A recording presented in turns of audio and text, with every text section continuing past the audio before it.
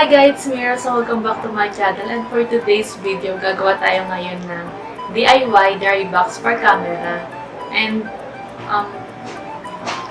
And kakauwi ko lang ngayon galing SM kasi mabinili ako, tapos sinabay ko na rin yung pagbili dito sa kailangan ko para sa drybox. Ayun.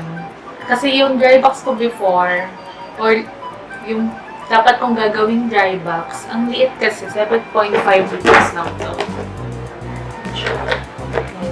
Nilagyan ko lang ng mga nilagyan ng charger kasi ang liit, hindi siya kasya. So, bumili ako kanina ng 30 liters. And, ganyan siya kalaki. Tapos, bumili rin ako sa Ace.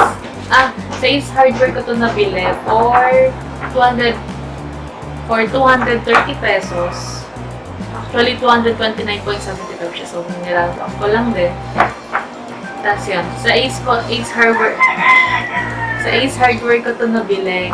Then, bumili rin ako ng silica gel doon. For 74.75 pesos.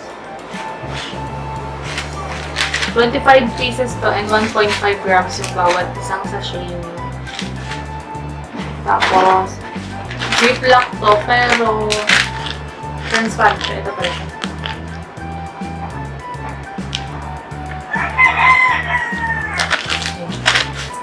Tawag dito. Ziplock to, pero lalagay ko siya lahat dito sa lalagyan. So, ayan. Start ko na yung paglagay.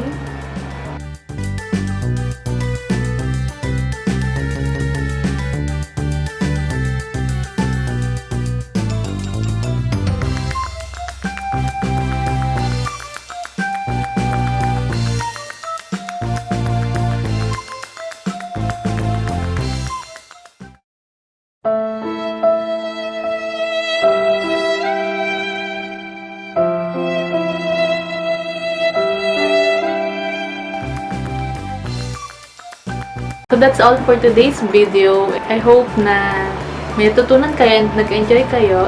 And if you like this video, don't forget to click the thumbs up button and leave a comment. And if you are new to my channel, please don't forget to subscribe and click the bell button so you will be notified for my upcoming videos.